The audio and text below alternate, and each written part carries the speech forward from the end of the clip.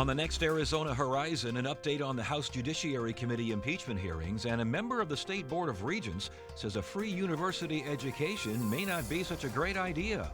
It's on the next Arizona Horizon. Fascism, just what is it? I'm Rick Steves. Join me as we learn from the story of fascism in Europe. We'll trace fascism's roots, the rise of charismatic leaders who manipulated the people's anger, the totalitarian societies they built, the brutal measures they used. We'll see the horrific consequences. Along the way, we'll talk with Europeans whose families lived through those times. We have to be vigilant. Tonight at 7 on Arizona PBS. Thanks for watching Arizona PBS, a viewer-supported community service of Arizona State University. If you are 60 or over, consider a charitable gift annuity with Arizona PBS. A charitable gift annuity will provide you a steady stream of income during your lifetime and also help ensure that Arizona PBS is available for future generations.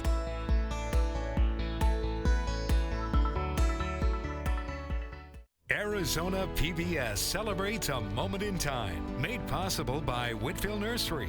The Desert Botanical Garden is a Phoenix oasis. Since 1939, the garden has blossomed into 140 acres, showcasing over 50,000 different plant life, including some rare and endangered species.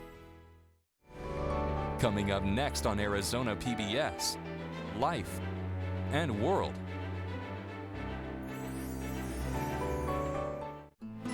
Coming soon to Arizona PBS. There's never been a more important time to make sure facts and the truth are driving conversation. Washington Week is an island of civil discourse in a chaotic media environment. On Friday night, we gather the best reporters in the nation to unpack what's really happening and have a conversation that's not about point of view, but about informing the American people. Washington Week. All new Friday night at 7 on Arizona PBS. Support for Arizona PBS comes from viewers like you and from Deanne Griebel, now with Moores & Cabot Investments, serving investors since 1890, proudly supports quality programming on 8 Arizona PBS, 480-725-9602. How do we think about our future? How do we research tomorrow's issues today? How do we make wellness ageless? How do we serve a diverse community better? How do we prepare our graduates for an unknown future? At the University of Arizona Health Sciences, tomorrow isn't something over the horizon. Tomorrow is here. From the Cronkite Studios in downtown Phoenix, this is Cronkite News. The U.S. Education Secretary touts her $5 billion plan to fund tuition for private school students. I like to think of, the kids going to school with their backpacks and basically representing the funding for their education, traveling with them wherever it is that they and their families decide is best for them. Plus, Arizona lawmakers getting heated over climate change. We thought that BNGS and Peabody will continue to operate beyond 2019. And powering a nation, why the Navajo Nation is turning to solar in hopes of a brighter future.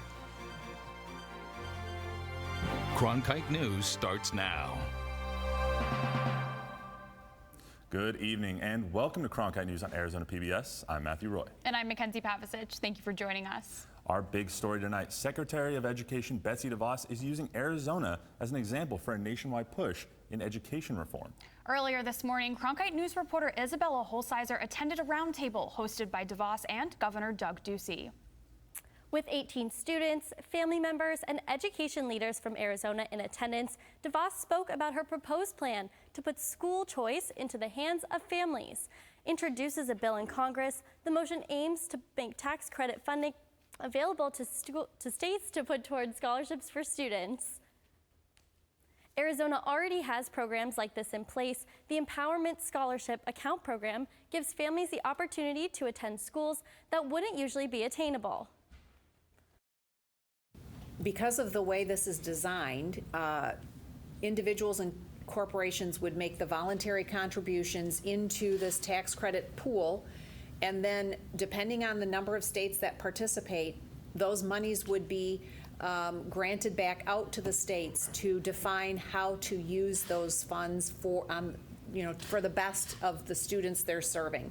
And every state has different requirements, every state has different opportunities, and so states are best equipped to really work closely with their communities and with their families to define how to best meet those needs. Joe Thomas, the president of Arizona Education Association and a Valley High School teacher, said if we focused on the word quality and we made sure that every kid in every zip code in every part of the state had a quality public school that they could go to, then we don't need any of these other systems. You hear a lot about choice, but if there are two bad choices, that's not good for anybody.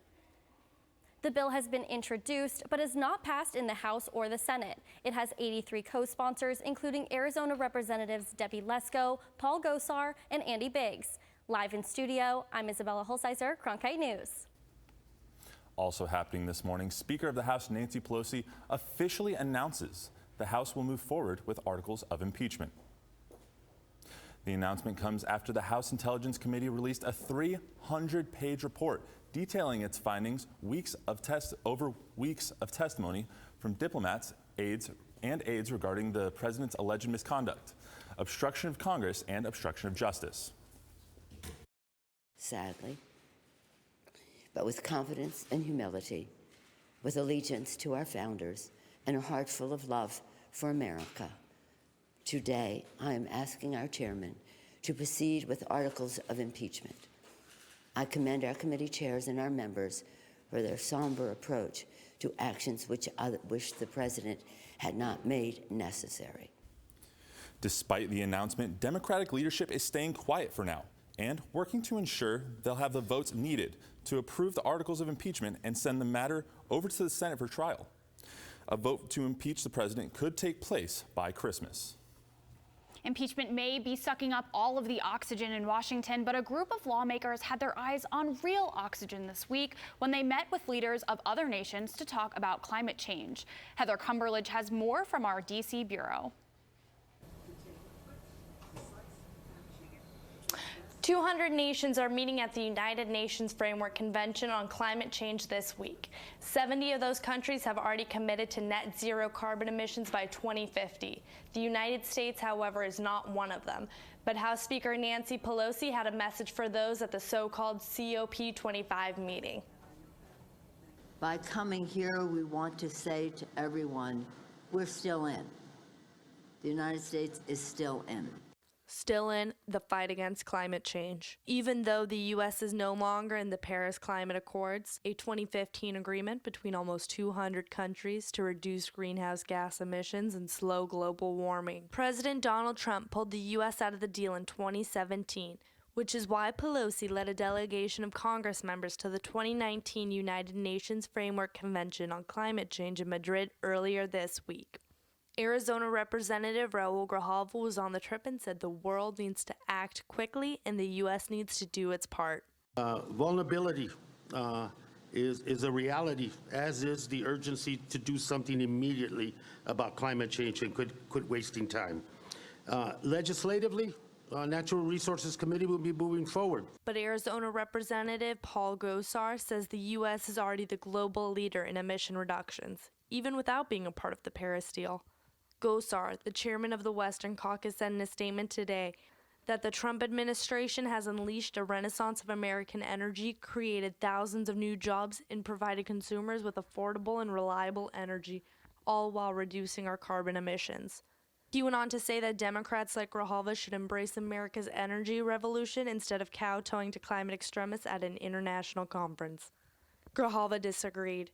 The chairman of the House Natural Resources Committee said in a statement today that most Americans remain committed to the Paris Climate Agreement and to increase global cooperation on the climate crisis. The Climate Change Conference is scheduled to run through next Friday, but the U.S. lawmakers are already back home where Grijalva and Pelosi are scheduled to give a briefing tomorrow morning about the Madrid trip. In Washington for Cronkite News, I'm Heather Cumberledge. Planned Parenthood announced a new ad campaign targeting 3 Republican lawmakers, including Arizona Senator Martha McSally. The campaign, which will cost over $1 million, will include television, radio, digital, and mail ads. They will address lawmakers' support of the Trump administration's policies that strip the group of Title X funding and restrict how doctors at Planned Parenthood discuss abortions with patients. The Navajo Nation is in the midst of a transition between coal and renewable energy. This comes after Arizona's only coal mine closed down earlier this year, and the largest coal-fired power plant in the West shut down last month. Cronkite News reporter Jordan Elder is now with us. Jordan, you've been reporting on this story for a while now. What does this mean for the Navajo Nation? Well, the Salt River Project actually announced it would close that power plant 2 years ago, and that set off a domino effect on the Navajo Nation. With hundreds of jobs lost between the mine and the power plant, solar is actually stepping in to fill some of those gaps. Louise Hudgens lives past where the power lines end. Look at this, is power lines all the way down there. Nobody living here. Living in paradise comes with a cost. Hudgens doesn't have running water, but she does have access to something that 15,000 Navajo Nation families are still waiting for: electricity. Great to have it. Instead of going town and get the kerosene and all that for the light, all I do is switch, and so the light comes on. And with that one switch, Hudgens takes a step toward the future of this nation. This solar panel outside her home keeps her lights on, and occasionally her coffee maker. Mainly, that's it. But Hudgens, like other Navajo residents, still has one foot in the past. She uses wood and coal to heat her home in the winter. Oh, yeah. But coal production has halted, forcing residents like Hudgens to stockpile their coal. I had this one, I still have a bunch in there. These tracks hauled their last trainload of coal from the Kayenta mine to the Navajo generating station in August. And this November, the 3 iconic smokestacks of the power plant went dark. It simply became an issue where it's going to cost more to keep the plant open than to shut it down. And it has been a workhorse for the state of Arizona for nearly 50 years, providing energy to millions of people in the Southwest. About 1,000 Navajo people lost very good, high-paying jobs as a result of those closures. In preparation for the closure, the Salt River Project opened a redeployment center in Page. All of our 433 employees received an offer for another job within SRP. Those jobs, though, however, are not located on the reservation. Relocation is difficult in a culture where roots run deep, and families often stay on the same land for generations. We call it Mud and Curb. We started selling here when I was back in high school, and we did it to raise funds for my sister's basketball program. Tomai Bitsoy's father and sister were transferred to jobs in Phoenix because of the closure. Now, his family's mutton and fry bread are a source of livelihood for the divided family. They thought they would have another maybe 15 to 10 years until it closed. The Navajo Tribal Utility Authority, or NTUA, works to make water and electricity accessible to residents. They want to create more opportunities for employment and resources close to home. Navajo Generating Station used Navajo Nation coal to create electricity. The Navajo people never got any electricity out of our Navajo Generating Station. Now, NTUA has established the largest tribally owned renewable power plant in the country.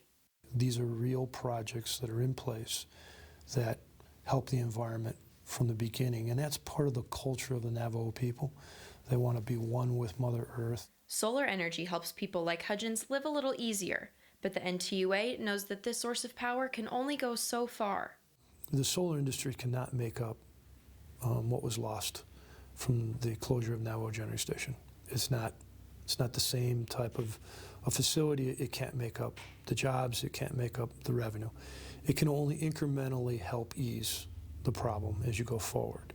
With the help of solar, Hudgens stays connected to power and connected to her family's roots. My grandpa used to hold this land, and then next was my grandma, my aunt, then she passed on, then it's my turn now. We have to stay on our land, hold on to it. Through the closures and the changes, President Nez says the future is bright for the Navajo Nation, and not just because of electricity. And we're a resilient people. We almost got, taken off our lands 150 plus years ago.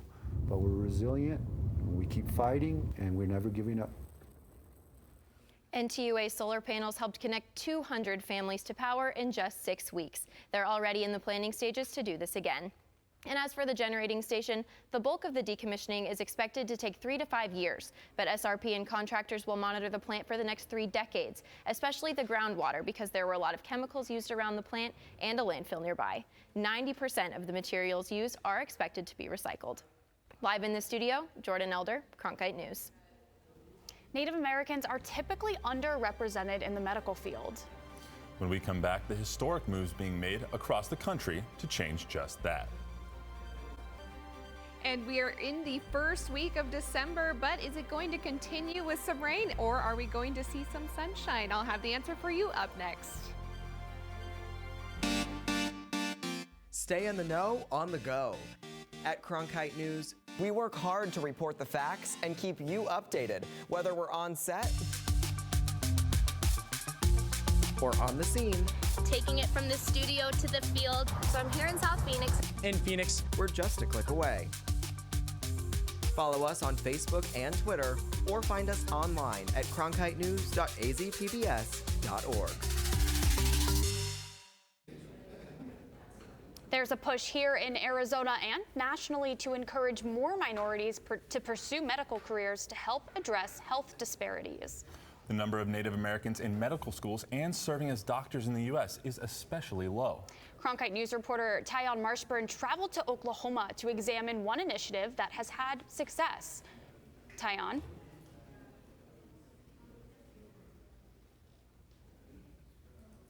As two-lane highways transition to gravel and dirt, Piper Long's farm in Skiatook, Oklahoma looms in the distance. We're in the middle of pecan harvest here in Oklahoma, and this tractor here is set up to shake the trees to help the pecans fall down to the ground so that we can pick them with our other tractors that have pickers hooked on. Long isn't just a farmer, she's a mother of 3 and a medical student at the unusual age of 40. As an enrolled member of the Osage tribe, Long is one of the small number of Native Americans pursuing a career in medicine. Growing up, I didn't have anyone in my family or anyone that I knew in my community who was in healthcare. Oklahoma, home of the country's largest Native American population, is embarking on a partnership to address that disparity. Coming soon, a medical school on Indian land, the first in the United States. Having a medical school on tribal property is unique, and I feel like it's going to improve healthcare in these rural communities and for our Native population. Native Americans make up 2% of the U.S. population, but a mere 0.7% are enrolled in medical school.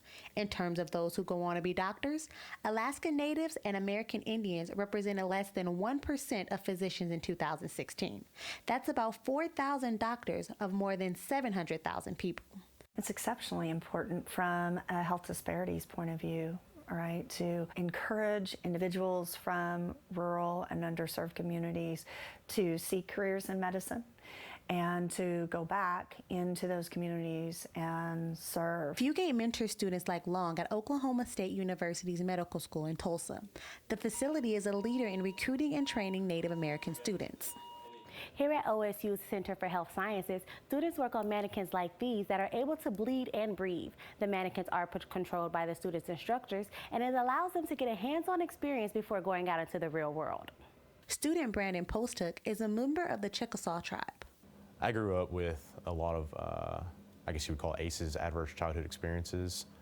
We have substance abuse in my family, we have overdoses, we have pretty severe mental illnesses, and so those are things that are kind of dear to me and are close to me, and so those are one of the things that I really would like to address. Once he graduates, he hopes to treat other Native Americans, something he never saw as a child.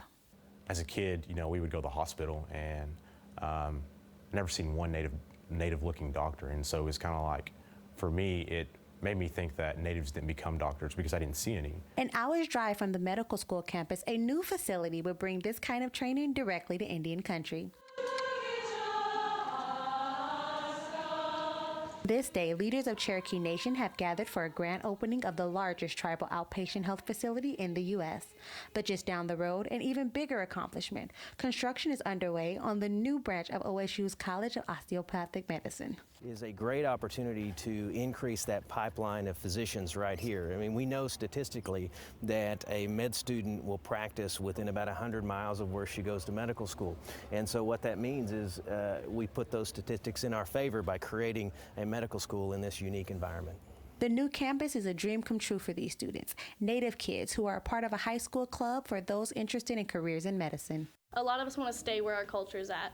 And there's not very many schools around us, like in Tahlequah, obviously this is the first one, but a lot of us have to go out to search for what we want. The goal is to enroll up to 50 students in the first class and hopefully inspire more Native Americans to pursue medicine, something many have long seen as out of reach. A young person today can realistically say, I want to be a doctor and I want to take care of my people, but I want to do it in the Cherokee Nation. They can do that now. The Oklahoma effort is one others could model. Arizona officials are tackling this disparity. One recent grant will help bring Navajo students to the University of Arizona to study neurosciences. In the newsroom, Tyann Marshburn, Cronkite News.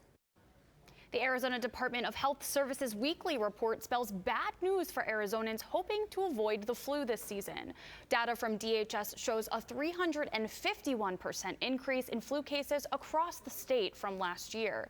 2,377 flu cases have been reported since the start of this flu season, according to authorities. And 5 to 20% of Arizonans get the flu each year. Doctors say the best way to prevent getting the flu is by getting the flu shot. Numbers show certain areas of the valley have particularly high levels of air pollution, and some families are saying they're having breathing problems. It's something one local organization is looking to alleviate. Cronkite News reporter Frankie McLister tells us more. Frankie? Yeah, communities of color are affected the most, and now activists want them to be informed so that they can breathe easier and cleaner. Living here in South Phoenix, it's so much different than living in a wealthier area. Here in this community, we don't have trees, we don't have clean transportation. In all these factors, they add up to dirty air Colomba Sant says is affecting her young daughter's health. It got so bad, the little girl began wheezing just after spending a few hours outside in the summer. I took her to the doctor and they told me that it was because of air pollution. Air pollution is affecting certain areas of the valley more than others, which is why Chispa Arizona, a grassroots organization which focuses on what it calls climate justice, has an initiative geared towards informing the public. Get rid of fossil fuels. Because fossil fuels are what causes carbon emissions, and carbon emissions are going up and up and up. PM10. Dr. Darshan Karwa is an assistant professor at ASU's School of Innovation and Society. His research, which uses data from the Environmental Protection Agency, shows how communities of color are disproportionately affected by polluted air. So we care about particulate matter and ozone, and because they affect our ability to breathe well. And activists are demanding local authorities put more effort and resources into reducing the higher levels of air pollution in certain areas. For its part, the Maricopa County Air Quality Department says, quote, while smoke concentrations can be high in neighborhoods all over the valley, the smoke tends to travel and settle in the lower elevations of the south and southwestern portions of the city during the evening. And officials with the department also added that while air pollution has declined over the decades, clean air standards have yet to be met. And while it's uncertain if that will ever happen, parents like Sant say it's not fair their children are suffering more, simply just because of the zip code that they live in. It becomes an environmental injustice because they have to move to one of those wealthier areas, and children do not deserve that. And the data shows that the western and southern portions of Phoenix are hit hardest when it comes to dirty air pollution. In Phoenix downtown, Frankie McLister for Cronkite News. Thank you, Frankie. Mackenzie, I don't know about you, but I've been loving the weather that we've been getting lately. Yeah, I've had to bring a light jacket with me every day this week, but I'm not really mad about it. Yeah, I mean, it may be a little cold, but I don't mind it. Let's see what's going to be going on this week with Annika Abbott in the Cronkite Weather Center. What do we have this week, Annika? If you are liking that light jacket that you're carrying around, you're going to like the rest of this week because temperatures are a little bit lower. We've got 69 degrees in Phoenix right now. Up north, Flagstaff 42, Page 52, Grand Canyon 40 degrees. If you're up there, you're going to need a heavier jacket than what you're carrying here. Across the nation, we are in pretty good shape here in Arizona because up north, it is quite cool. We've got 33 degrees in Rapid City, 31 in Billings. That's below freezing. I would not want to be there right now. I might want to be more in Florida. We've got 69 degrees in Miami. Looking at the temperatures tomorrow, it is about the same. It's got 73 degrees in Phoenix, so a little bit warmer. And then, of course, there are some great events going on. First Friday, as usual, going on tomorrow, the Home Alone in Concert series with the Phoenix Symphony. That's a great iconic John Williams score. And then the Tempe Fall Festival of the Arts, which is one of the top 20 arts festivals in the nation. For the weather, when you go to those events, it's going to be pretty warm. 71 degrees Saturday, 68 Sunday, some clouds throughout the week. The only rain day we have right now is Monday. I'm Annika Abbott in the Cronkite News Weather Center. Thank you, Annika. ASU has dominated many sports over the years. After the break, we'll introduce you to the Sun Devils women's triathlon team and show you how the reigning champs are making moves to bring the sport to more universities.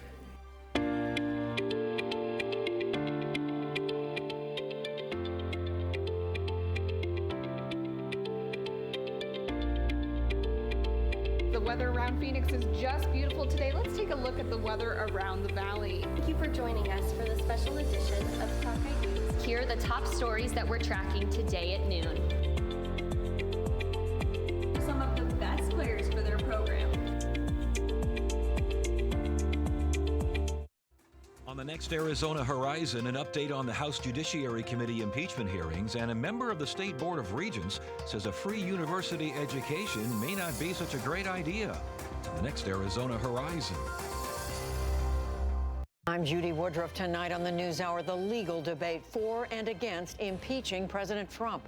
Coming up after Cronkite News and Arizona Horizon on Arizona PBS.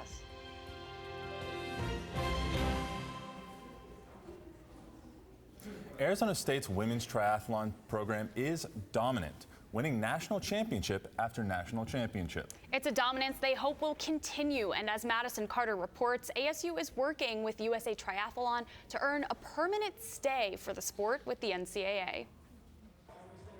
Arizona State recently won its 4th consecutive triathlon national championship in its 4th year competing in the sport. A national championship is what every and any team's goal is, but for ASU Triathlon, it's much deeper than raising a trophy. It's about triathlon's future as a permanent NCAA sport. We really feel, being, one of the larger schools, it's sort of our duty, our responsibility to help promote the sport. In 2015, the USA Triathlon Foundation awarded Arizona State and 7 other schools with the inaugural Women's Triathlon Emerging Sport Grant. It provided nearly $500,000 across 8 programs to get the wheels turning for triathlon at the collegiate level and put Arizona State at the center of trying to establish triathlon as a permanent NCAA sport. That's been anything from going to conferences to present to getting on the phone with the school. We've actually have had schools come and visit us for half a day and showing them how we have everything set up, like showing them the facilities. For triathlon to earn a long-term slot with the NCAA, the sport needs at least 40 D1 and D2 level schools to participate. That count currently sits at 34 programs according to USA Triathlon, who is actively recruiting athletes and schools to jump into the triathlon waters with them. We're also reaching out to athletes, triathletes, single sport athletes in swim, bike, run, and other sports to say, hey, have you thought about maybe NCAA for you in a sport that has not been around that long at the collegiate level? Triathlon currently sits 6 programs from the finish line. Yount says once they reach the 36 to 37 mark, the process will move even faster. We believe, we are hopeful anyway, that come next year, this time, we will be at 40, and the process for getting NCAA to move it to the next stage will have started. Once we make that mark, it just validates everything that we know, okay, we're here, we arrived, we're on the path, so it's really exciting. And that's it for Cronkite News tonight. Thanks so much for joining us. For top Arizona stories anytime, go to cronkitenews.azpbs.org.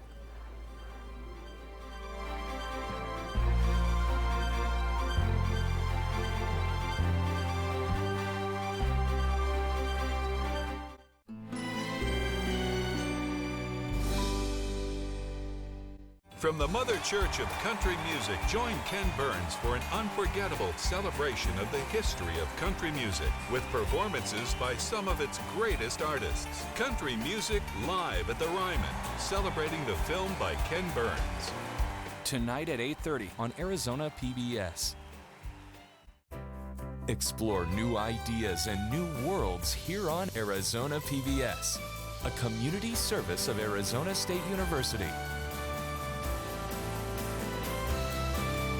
Arizona PBS provides you great musical performances all year long. And now we have some of the best seats for you to see some of your favorite acts live and in concert. Arizona PBS Box Office presents a backstage pass for you to meet world-class performers and offers a chance to see exciting performances before they sell out. This month, Arizona PBS Box Office presents The Fab Four, returning to Arizona on Friday, January 24th at the Mesa Arts Center. Coming up next on Arizona PBS, Life and World. My child who's watching Super Y, and it said, what letter makes the sound R? And my 2-year-old is jumping up and down going, R, R, R. I love that. I wish I knew the genius that came up with Dinosaur Train. I mean, what little boy especially doesn't like dinosaurs and trains and to put them together in one show? My family does without a lot of stuff, but I would be horrified if we had to do without PBS. Coming soon to Arizona PBS. There's never been a more important time to make sure facts and the truth are driving conversation. Washington Week is an island of civil discourse in a chaotic media environment. On Friday nights, we gather the best reporters in the nation to unpack what's really happening and have a conversation that's not about point of view, but about informing the American people. Washington Week. All new Friday night at 7 on Arizona PBS. Because kids will always be more curious, Arizona PBS delivers programs that serve as a trusted guide for little explorers. Thanks to you and AJ's Fine Foods, offering gourmet appetizers, fine wines for entertaining, and decadent desserts for all your special occasions. Find 10 Valley locations at ajsfinefoods.com. AJ's, purveyors of fine foods.